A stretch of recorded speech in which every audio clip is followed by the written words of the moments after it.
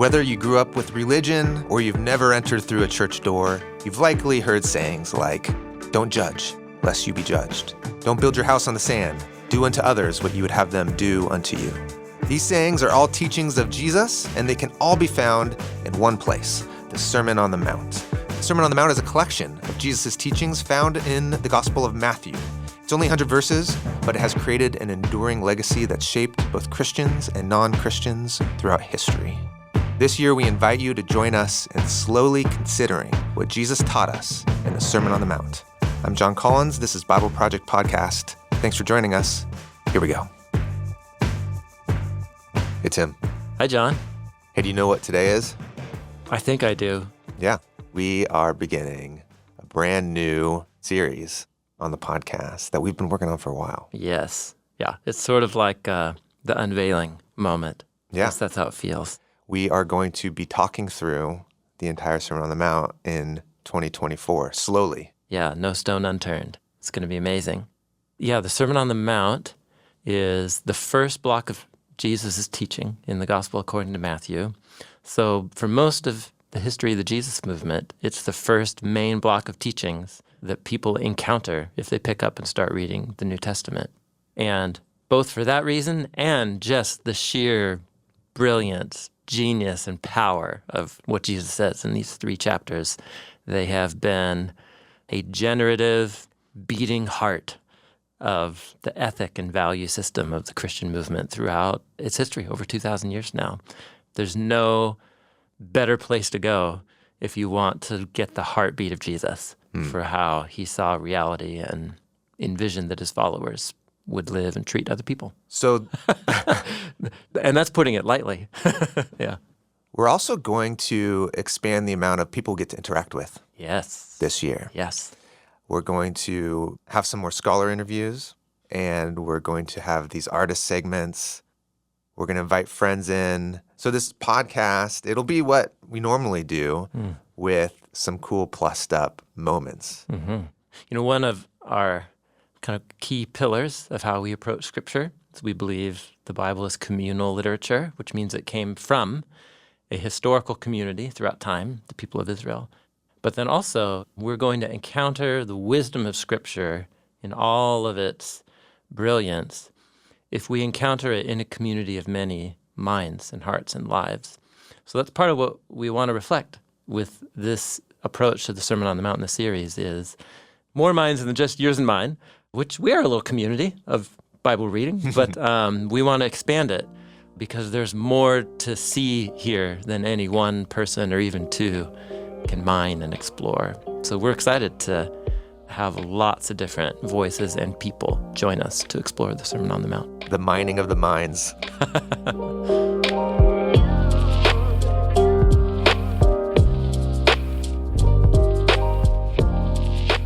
So what we want to do actually is get to know a few people that you're going to hear throughout the year, while we also begin to explore the greater impact that the Sermon on the Mount has had all over the globe throughout human history. Okay, at the table with us, Tim, is Michelle Jones. Hi, Michelle. Hi.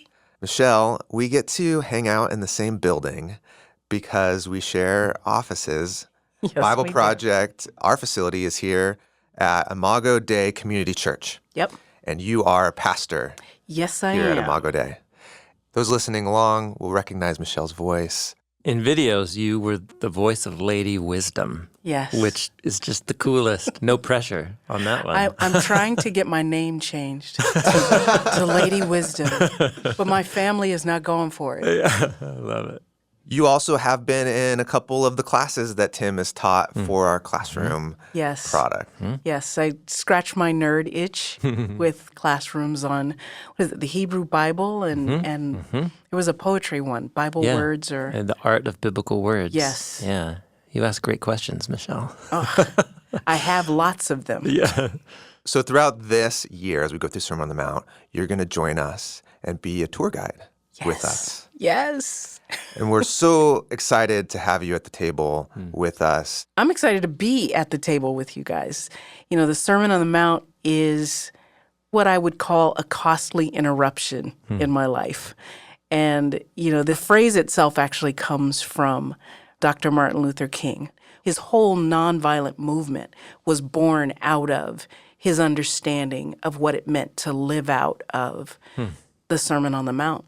One of the things that he said was, the great problem of life is how we handle the costly interruptions, the plans that go awry, the marriage that fails, or the lovely poem that didn't get written because somebody knocked on the door.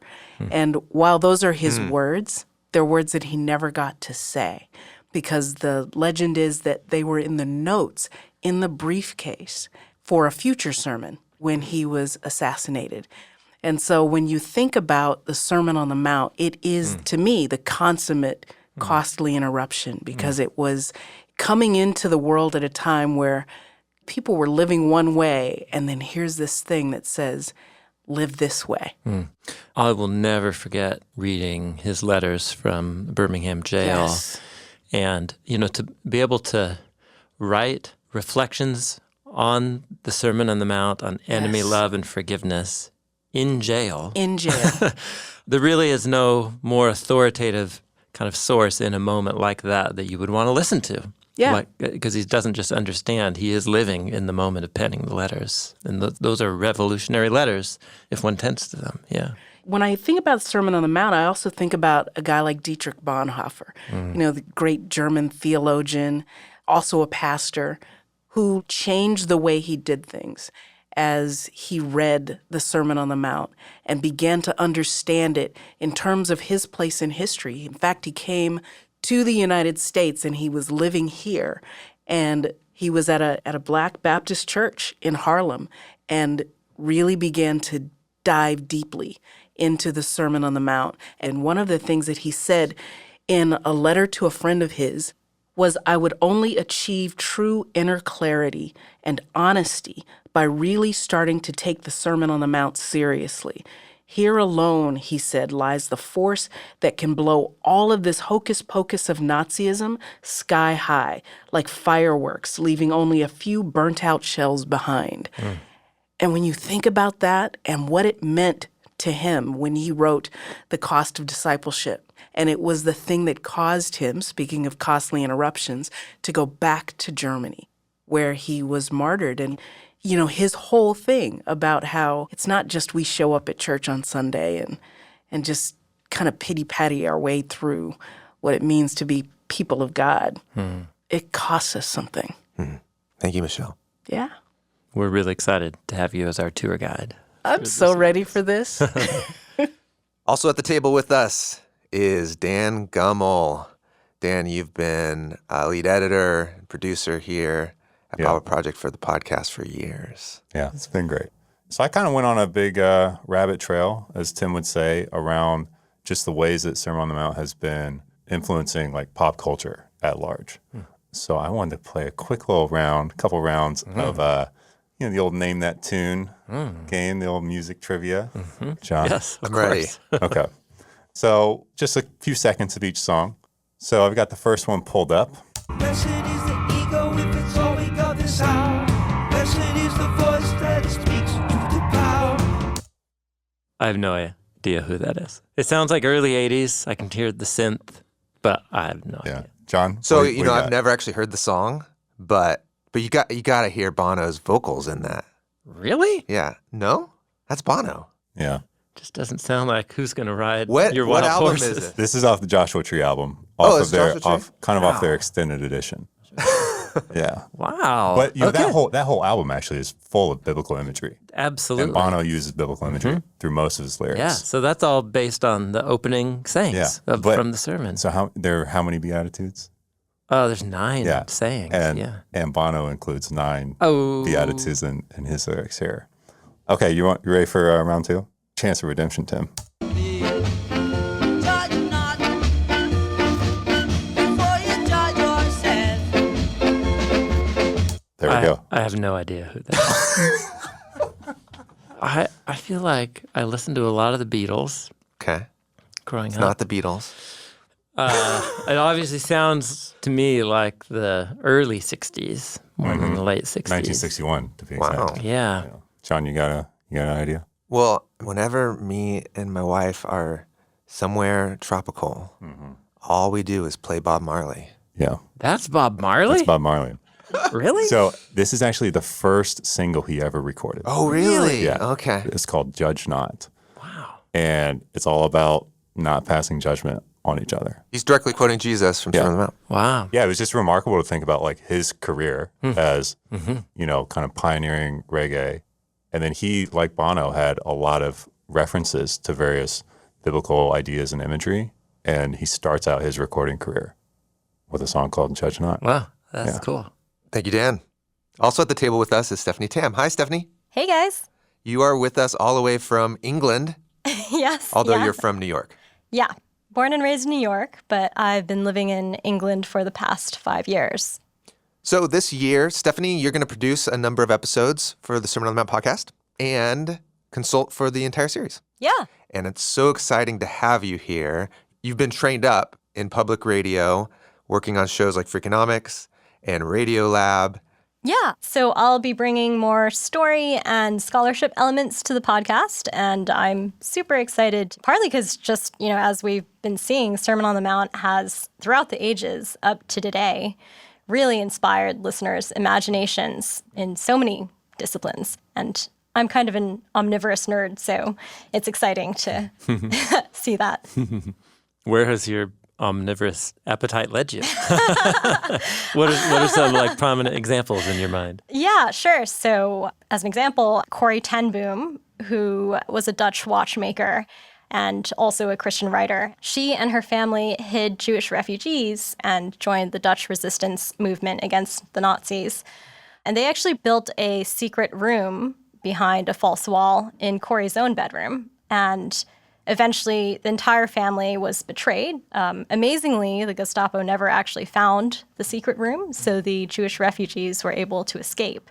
But she and her sister were sent to this concentration camp in Germany called Ravensbrück, and that's where her sister died. Her father also died, but Corrie survived, and she wrote a memoir. It's called The Hiding Place. And there's actually a moment where she's preaching forgiveness in Germany, and she looks out into the audience and she sees one of the guards from Ravensbrück. He's standing right in front of her, wearing this overcoat, brown hat, but in that moment, all she can see is his blue uniform and his visored cap, just as he was back in the camp. And all she can feel is the shame of walking past this man naked with her sister in front of her. After her talk, he goes up to her and he actually says, "I know that God has forgiven me for the cruel things that I did, but I'd like to hear it from your lips as well." Wow. You know, he sticks out his hand and asks, "Fraulein, will you forgive me?" It's just, she's standing there, literally having just preached about Jesus's forgiveness. And she writes, "It could not have been many seconds that he stood there, hand held out to me. But to me it seemed like hours, as I wrestled with the most difficult thing I ever had to do.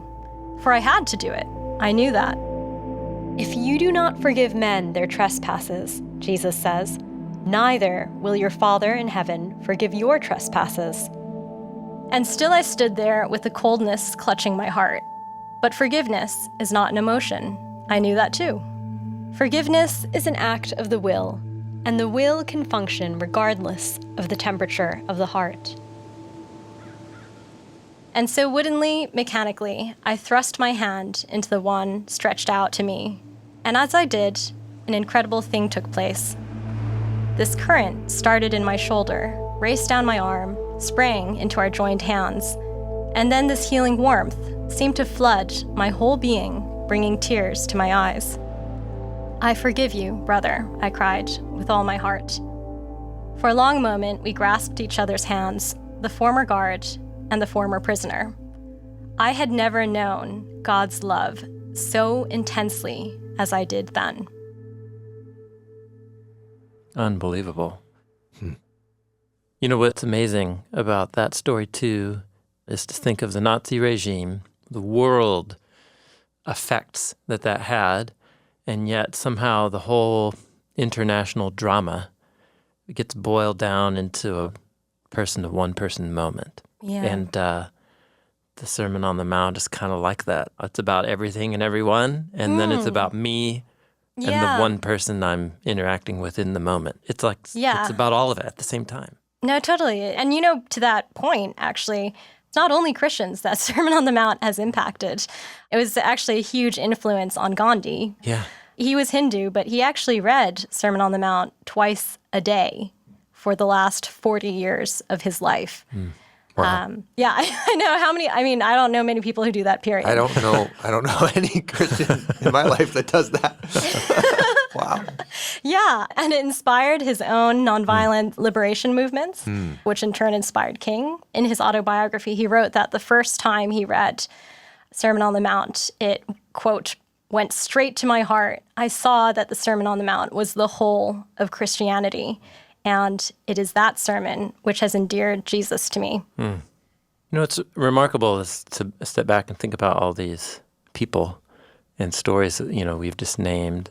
These are people embedded in some of the most important cultural movements in modern history. Whether it's World War II with the rise and fall of the Nazi regime, the liberation of India, the foundations of modern India, Bob Marley, right? The advent of reggae, Bono, Dr. Martin Luther King Jr., Bonhoeffer.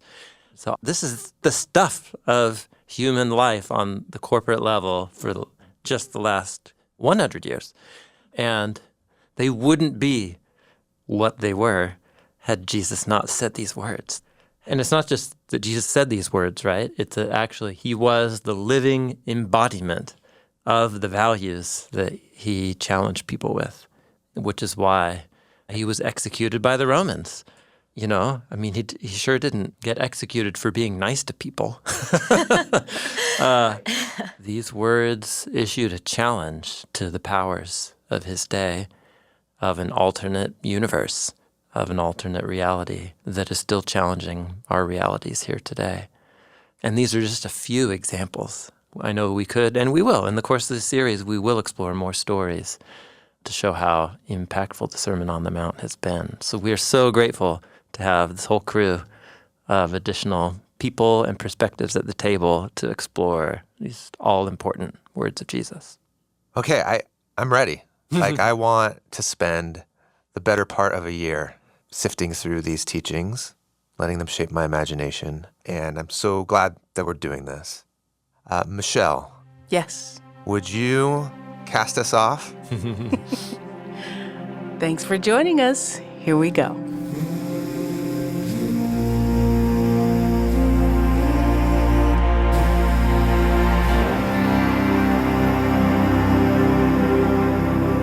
Okay, so we're talking about Sermon on the Mount, but we need to start with some basics.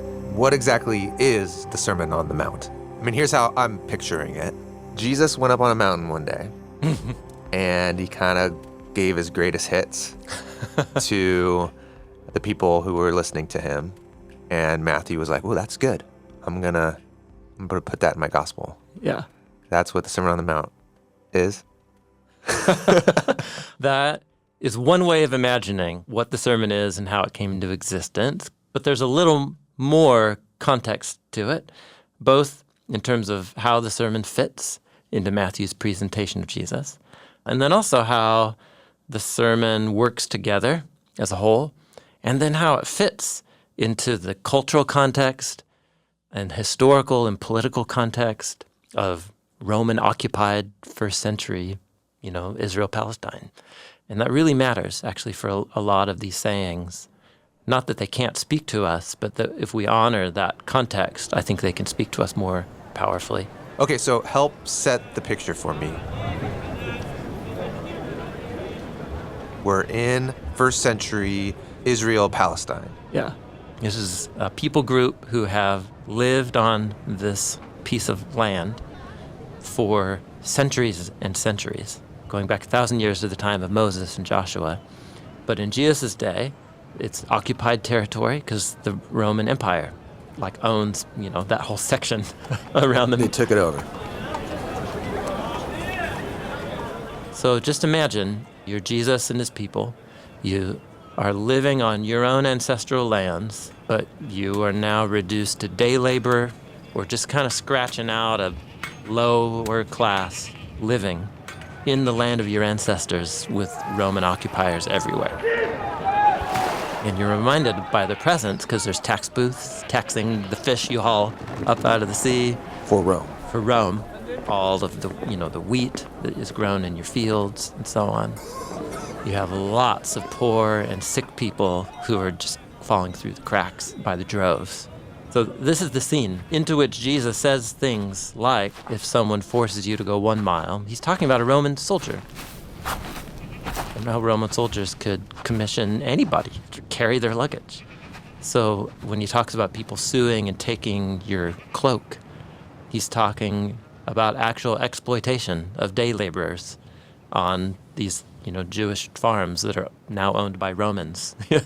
This is all Jesus is drawing on actual political, social, economic realities of people's day. When he says love your enemies, they have some enemies. Yeah.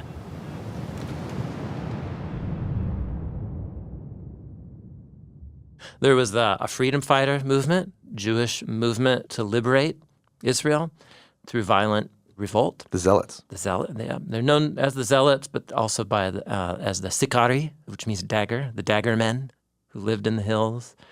There were lots of people who believed that Israel would be liberated by God if they just were more observant of the laws in the Torah. So these are kind of like your biblicists of the first century, right? Your Bible and God people, and so known as the Pharisees and the scribes. And actually, Jesus shares a lot in common with that crew, a lot of values in common, but he also differs. So a lot of what he says in the sermon about, you've heard it said, he quotes from the laws of his scripture, and I say to you, he's in dialogue with those figures. Okay, so that's who Jesus is talking to. And this sermon, it takes place in what we call Matthew chapters 5, 6, and 7. So while Jesus says a lot here, it's not that long. Yeah. It's like, I think, 2,000 words or something? Or It's about a little over 100 verses. Okay. But the thing about Matthew chapter 5, which is the beginning of the sermon, it comes after Matthew chapter 4. Which presumably you read one chapter after another when you read a book. Granted. So here's what's cool, is that at the end of Matthew 4, and I think we'll explore all this in more detail later, but Matthew chapter 4 concludes with Jesus. He gathers a nucleus of his crew of apprentices, and then he goes about north of Jerusalem in a region called Galilee. And what Matthew tells us is he went about announcing the good news about the arrival of God's kingdom and healing every kind of disease, every kind of sickness among the people. News spread, and people come from all over. People come from Galilee. People come from Syria up north. People come from this place called the Decapolis, which was this network of Greek and Roman cities. It was full of Jewish and non-Jewish people, and from Jerusalem. And they flocked to Jesus, and he went up onto a hillside and opened his mouth and said, that's sort of like the biblical storyline and cosmic context. So the sermon is actually Matthew unpacking what it is that Jesus said as he went about as a traveling teacher. It's like a summary. So actually, it is kind of like the greatest hits. Yeah. What would Jesus have said on any given day when he walked into a town announcing the good news of God's kingdom? What did that sound like? So you could equally call this the good news of God's kingdom. Like that's actually the title Matthew gives it. And this actually addresses a question that has occurred to many readers throughout history, which is, did Matthew have some ancient equivalent of recording device? Quickly scribing this while he heard Jesus one day. Yeah, because it's actually kind of short. Like you can read it aloud in less than 20 minutes. Okay. And, I guess maybe he gave concise sermons, homilies. Yeah. But what's more than likely is Jesus was a traveling teacher. He had like a whole series of themes. Yeah. Like bits. He had his riddles, his little sayings. Yes, his parables, his short teachings in worded and pithy, memorable ways. Yeah. And he likely gave multiple versions of the same talk, but in different ways and different audiences in dozens of villages.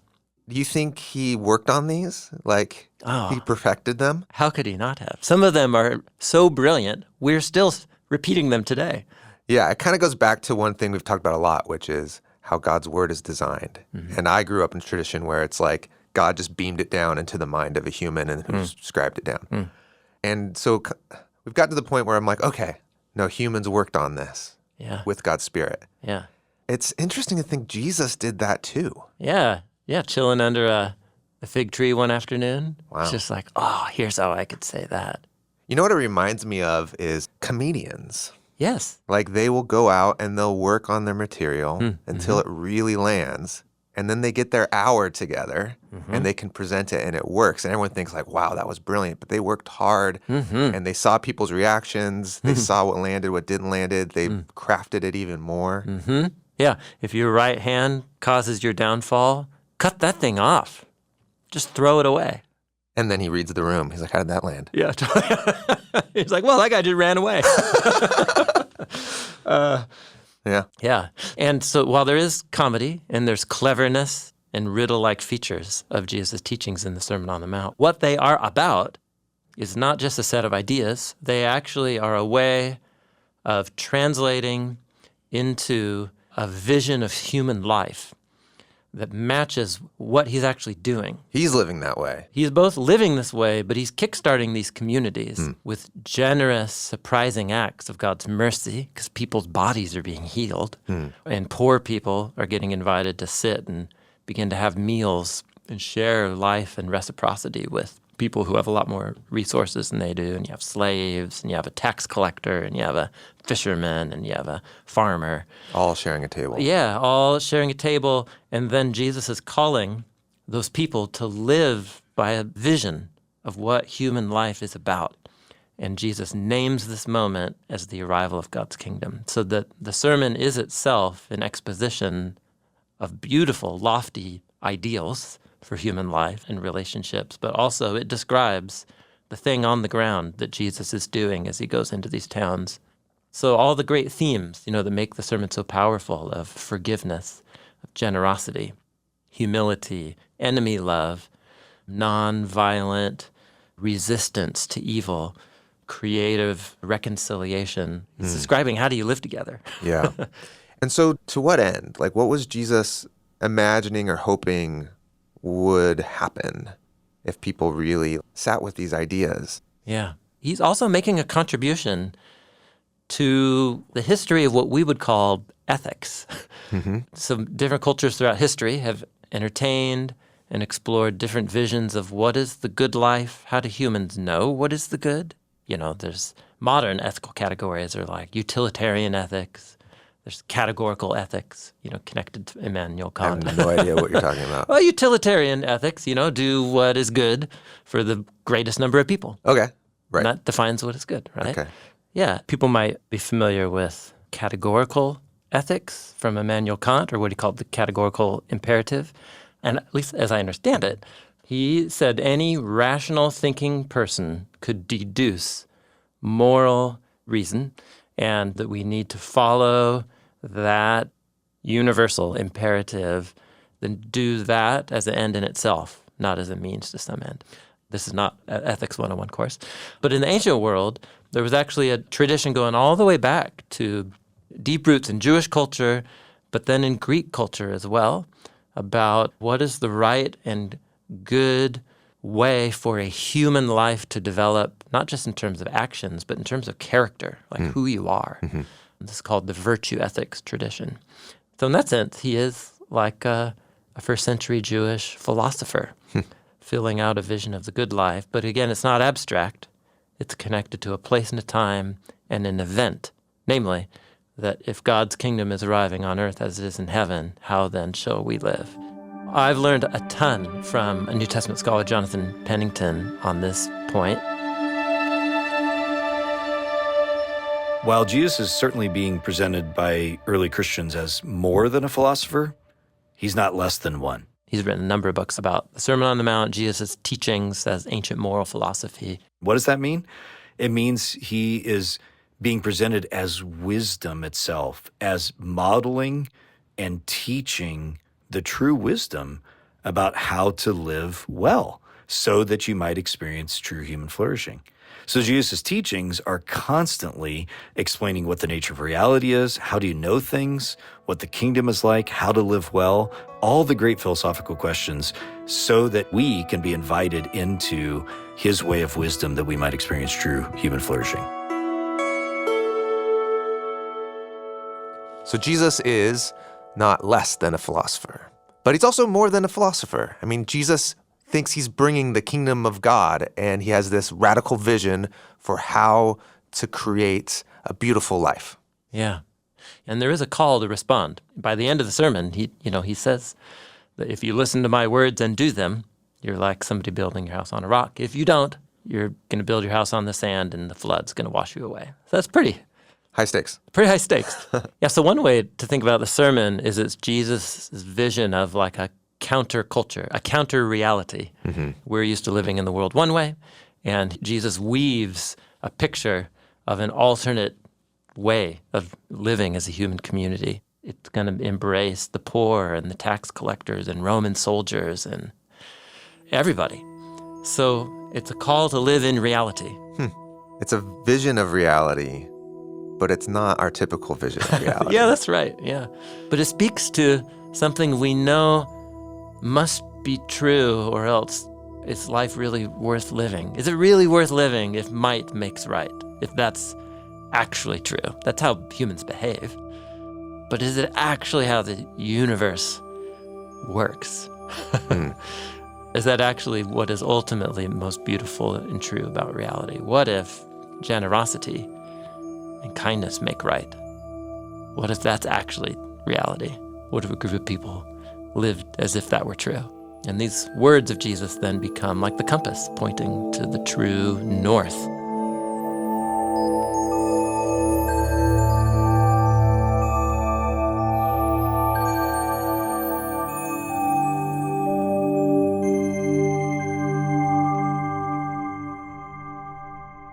Our team at BibleProject has been working hard to creatively visualize the ideas and the message of the Sermon on the Mount with animation in a new 10-part series that's releasing this year.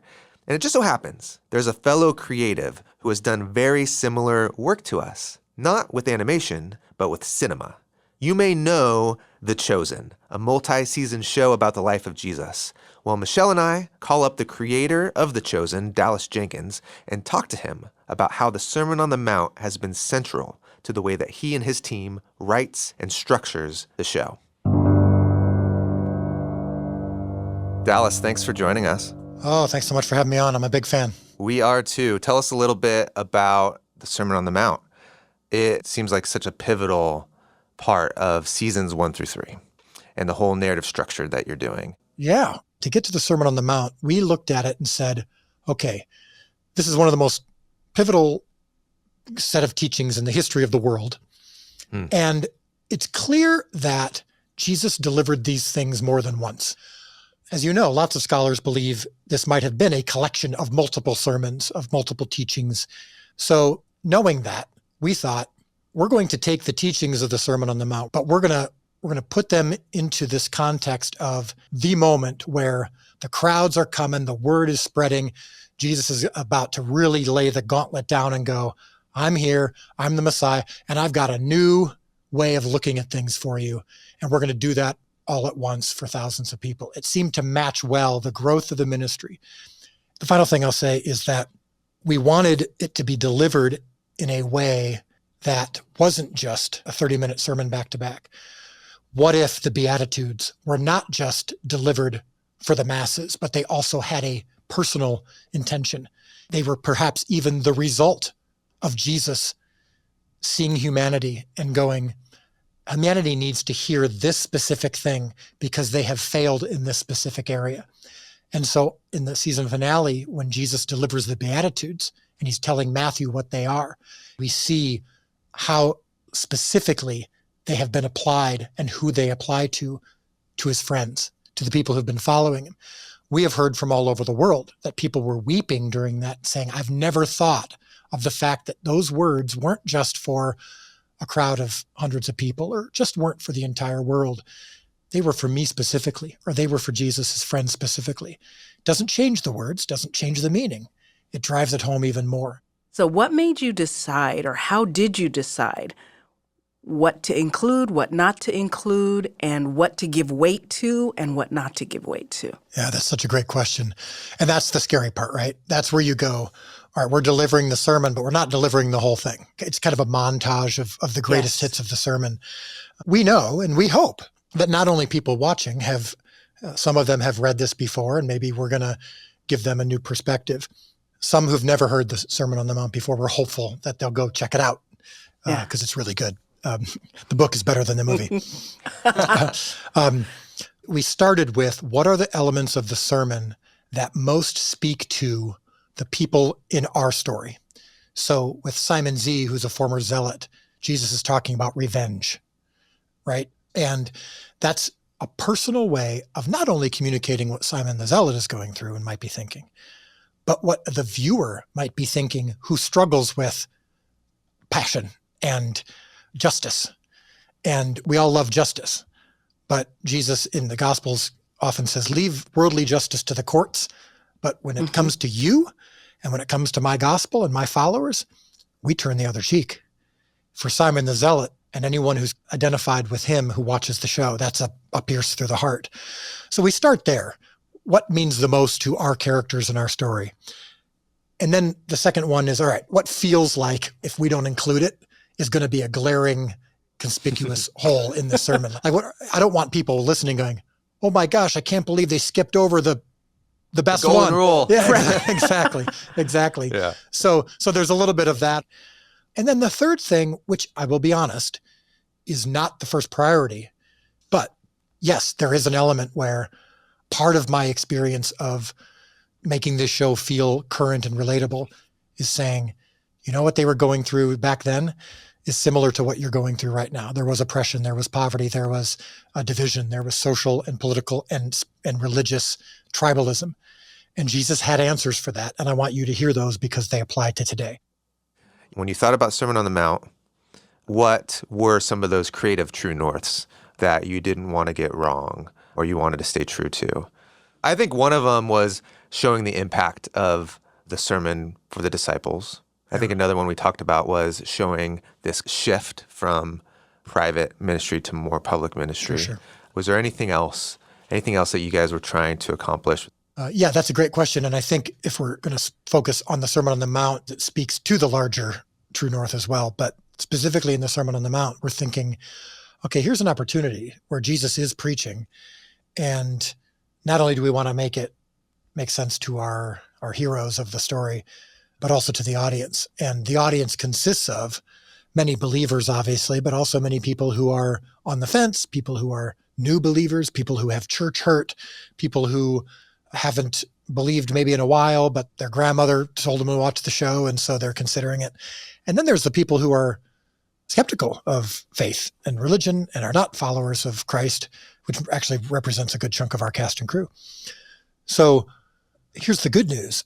The things that Jesus is saying in the Sermon on the Mount have resonance and meaning and speak to all of the people I just mentioned. All of those groups have something in this sermon that they can hear.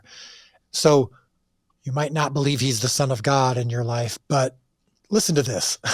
Listen to what he had to say. Listen to how humble he was. Listen to how direct he was in other things. Listen to what his priorities really were. And that's someone who changed my life. And a lot of it is because of these teachings. So I think that's a true north for that scene, and it's a true north for the show. And the Sermon on the Mount is one really key aspect of that journey, and I hope that that's true for you. When I was looking at Jesus kind of workshopping the Sermon on the Mount with Matthew, and he wakes him up and says, Matthew. Bye-bye. I've got it. The opening? Yes. What is it? A map. The what? Directions. Where people should look to find me. How did you settle on that metaphor of the map? The moment with Matthew, my co-writer, Tyler Thompson, he wrote that line. It's a map. You know, if people want to know how to find me, this is the person they should look for. Yes. The person who is meek, the person.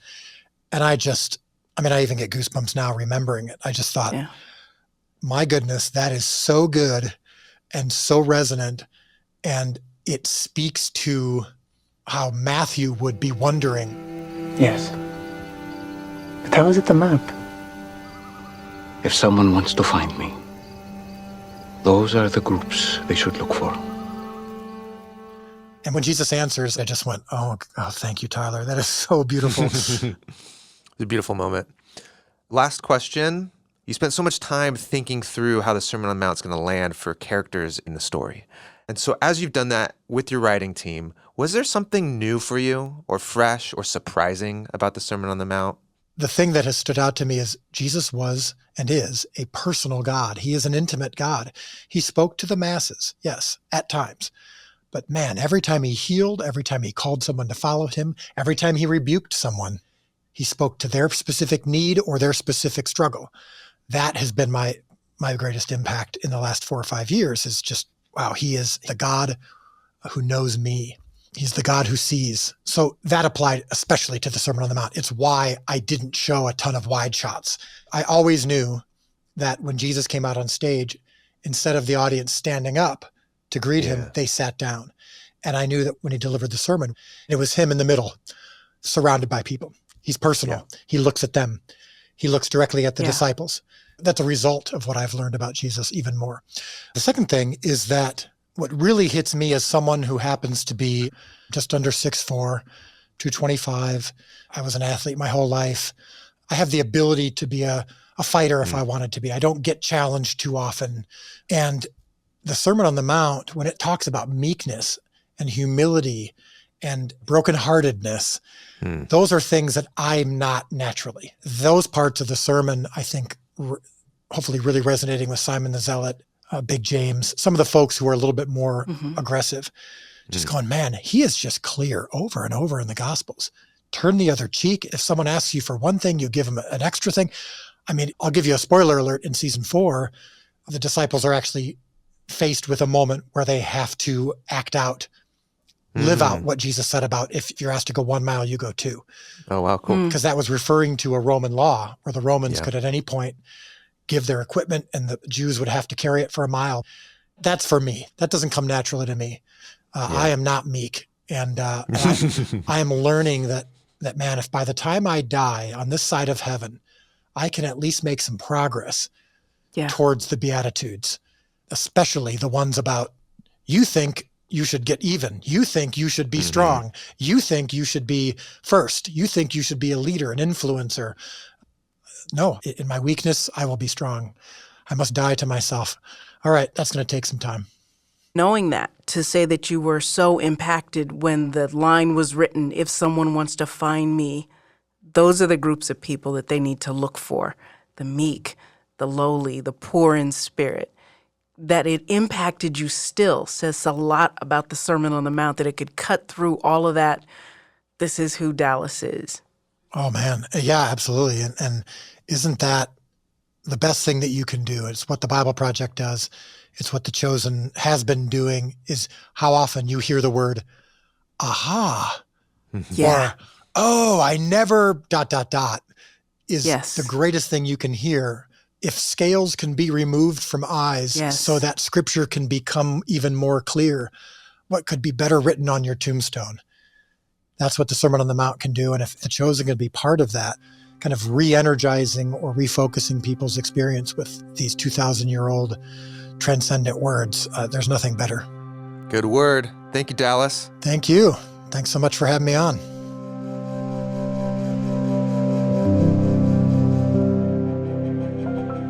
I grew up in the church, and I can't think of a season in my life where I spent a dedicated amount of time to just really go through the Sermon on the Mount. Yeah, it's interesting to think about how different traditions within Christian history have emphasized or underemphasized, you know?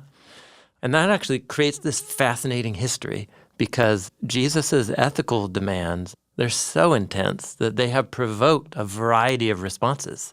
Let's be honest, loving your enemies, your actual cultural, political enemies, people that want to harm and kill you and your family, That's what Jesus is talking about. Someone who's threatening your way of life. Yes, yeah. And he says, love them, bless them, pray for them. Yeah. And actually the disconnect between how many Christians have behaved through history in contrast to how Jesus called his followers to behave, it's been a really kind of obvious delta that people outside the Christian community can look in and be like, really? Is that what's Yeah. There was, in the 20th century, an Orthodox Jewish rabbi who actually wrote a book about this. His name was Pinchas Lapide. The book is called The Sermon on the Mount, Utopia or Program for Action. And it's a book both exploring the teachings of a Jewish rabbi, and this is a Jewish rabbi writing about an ancient Jewish rabbi, but also he was trying to kind of poke at Christians and just say, like, have you really read your rabbi's teachings, you know? Do you take this seriously? Yeah, so he puts it this way. He says, in fact, the history of the impact of the Sermon on the Mount can largely be described in terms of an attempt to domesticate everything in it that is shocking, demanding, and uncompromising, and so render it harmless. Domesticate it. Yeah, yeah. So this is actually New Testament scholar Scott McKnight who drew my attention to Lapide's book and to this whole theme of ways that different Christian groups throughout history have domesticated the sermon. And so one of them might be like what you named. Ignore it. Pretend he didn't fully mean it, which actually kind of overlaps with to portray Jesus's ideals here as kind of an impossible ideal. Like he meant them, but really just to point out that we can't ever live that way. So he's just painting a picture to help you see that you're going to fail. Yeah. And so within Protestant Christian traditions, this got joined to a view that the purpose of the law is to show us how far we fall short of fulfilling God's law. And that's a very common way that Christians have approached the laws in the Old Testament. And so the teachings of Jesus kind of get added along as the New Testament equivalent to the laws given through Moses. But I think the question is, did Jesus actually intend his followers to behave the way he calls them to? Or is it just a set of ideals that we should merely strive towards? Is it possible? Is it possible To live by the Sermon on the Mount? Yeah. And in some ways, I guess you could say, well, no, you're never going to fully do it. But in another sense, I just can't get that picture of Corrie ten Boom Yeah. with that man's hand reached out to her. Yes. That's an impossible moment. Yeah. Yeah. But she did it But she did it. because she heard Jesus calling her to do it Yeah. from his words in the Sermon on the Mount. And so it wasn't an impossible ideal for No. her. Yeah. Yeah. So one way is to kind of paint it as too extreme and you can ignore it or underemphasize it. McKnight talks about another domestication strategy. It's different, is to portray the sermon as an individual ethic. In other words, it's about person-to-person relations. And it's true, most of Jesus' teachings are framed in interpersonal ways. Yeah, if someone has something against you, leave yeah. your sacrifice at the altar, go and reconcile. That's right. But if this is the charter for interpersonal relationships for a follower of Jesus, it does raise the question of, well, should it govern then how groups of people relate to other groups of people? And should the value set of the Sermon on the Mount determine how you guide a community, a city, a neighborhood? Should the values like influence public policy? What about when nations are being hostile towards each other and lining up tanks to steal each other's resources? Right. If a whole nation tried to live out the ethics of the Sermon on the Mount, could they still be a nation state? Great question. Like radically forgiving and peacemaking? Maybe on an individual basis that could work, but could it work on a corporate level? That's right. And there are many Christian thinkers through history who have said no. Yeah. No. So famously, Martin Luther kind of had a way of thinking about politics and theology, that like the city and the kingdoms of this world are run by an ethic that is in some way at odds with the Christian ethic, and that is just an inevitable reality of the present age. Another strategy that Scott McKnight names would be something called the hyper-committed approach. This is the tradition that developed especially in Catholic and Orthodox traditions where the monastic movement began. And often, monasteries first began to originate in the 3rd and 4th, 5th centuries as a response to Christianity getting so enmeshed in the political, economic powers of the day that they were like renewal movements of people withdrawing from the status quo version of Christianity. Really amazing stories. And these are often communities that really tried to live by the Sermon on the Mount, but because they were so off the grid of like normal day-to-day You could create life, your own little utopia. Yeah, that it became, in effect, a domestication strategy, which is, the monks and the nuns, like they can do that over there. But I live in the city. I'm like the blacksmith. Yeah. Right? I'm a merchant. I got to compromise. Yeah, so good thing there are some people doing that, and they can pray for me. So I'm overgeneralizing a little bit, but not by much. So let me ask you then. Here's how I'm feeling. Please tell me. I want to know how you're feeling. I'm feeling excited about being challenged, but I'm also feeling very realistic about the fact that I'm not going to be able to fully onboard and integrate the ethics of Jesus. And so I want to, but I grew up in a Protestant household where there was this constant drumbeat of you need the grace of God in your life. Yeah. And so I'm kind of just, I guess, hoping that the Spirit of God will show up in a way and like kind of help make this a reality. I mean, those are all of the things that I think should be stirring in our hearts, even just after reading the Hebrew Scriptures the way Jesus did. I mean, the whole story is God selecting a people out of the nations, family of Israel, to live by the wisdom of God's instruction that's revealed primarily through Moses and the laws of Mount Sinai. And the whole story of Israel is about how they fail that, as if it were an impossible ideal. But it's not an impossible ideal. God actually called his people to live by his wisdom. And the Hebrew prophets looked forward to a day when God's covenant faithfulness, when his compassion and mercy and his Spirit would so transform the hearts of his people that they would actually live the way that he called them to live.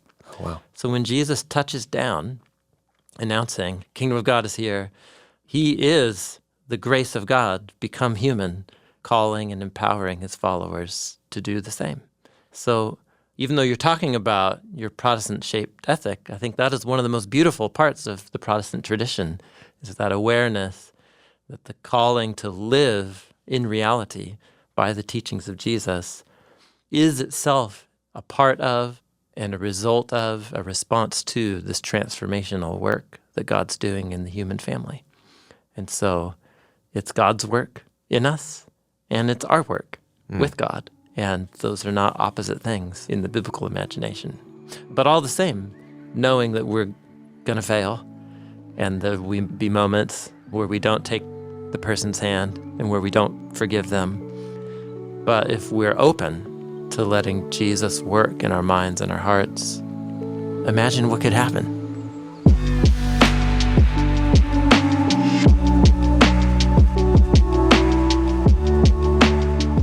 Maybe these stories that we went through that were so inspiring, maybe they're inspiring because they seem so rare. But what if they weren't so rare? I don't know any other way to hope that those types of events become more common, except one idea would be to take a year and crawl through the Sermon on the Mount and really let it soak into every fiber of our hearts and minds, and let's see what happens. Deal.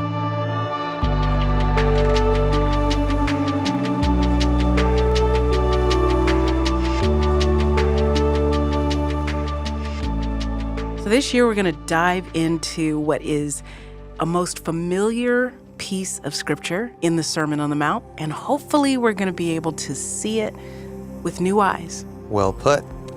The Bible Project is a nonprofit. We exist to experience the Bible as a unified story that leads to Jesus, and everything that we create is free because of the generous support of thousands of people just like you. Thanks for being a part of this with us. Hey, this is Cooper, here to read the credits. Stephanie Tam is the lead producer for today's show. Production of today's episode is by producer Lindsay Ponder. managing producer Cooper Peltz, producer Colin Wilson.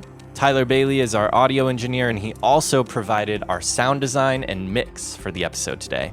Frank Garza and Tyler Bailey edited today's episode. Brad Whitty does our show notes. Hannah Wu provides the annotations for our app. The original Sermon on the Mount music is by Richie Cohen, and the Bible Project theme song is by Tense. Special thanks to Jonathan Pennington, Dallas Jenkins, and Dan Gummel. And your hosts, John Collins and Michelle Jones. Hi, this is Spencer, and I'm from Redding, California. Hi, this is Brenna from Wayne, Pennsylvania. I first heard about Bible Project when I stumbled across their word study videos on YouTube. I've used the Bible Project for personal study and growth, as well as teaching Sunday school and youth group at my church. As a high school English teacher, my favorite thing about Bible Project is the careful attention they pay to the significance of the literary design. My favorite thing about Bible Project is how they highlight unifying themes throughout the whole Bible and just make it come alive to believers of all backgrounds. We believe the Bible is a unified story that leads to Jesus. We're a crowd-funded project by people like me. Find free videos, study notes, podcasts, classes, and more at BibleProject.com.